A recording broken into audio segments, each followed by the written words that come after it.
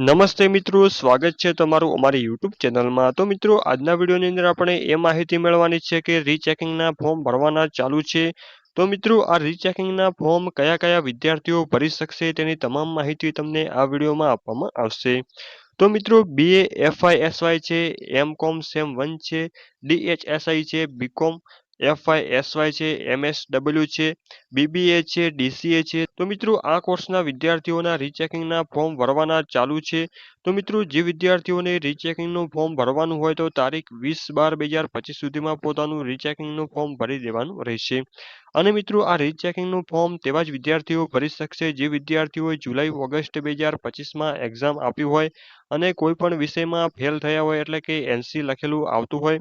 અને મિત્રો, જો તમે પરીક્ષામાં સારી રીતે પેપર લખેલું હોય અને માર્ક્સ તમારા ઓછા આવ્યા હોય અને તમને લાગતું હોય કે માર્ક્સ ઓછા છે, તો જ તમારે આ રીચેકિંગનું ફોર્મ ભરવાનું રહેશે. અને મિત્રો, આ રીચેકિંગના ફોર્મમાં એક પેપરની જે ફીસ છે તે ₹300 તમારે ભરવાની રહેશે.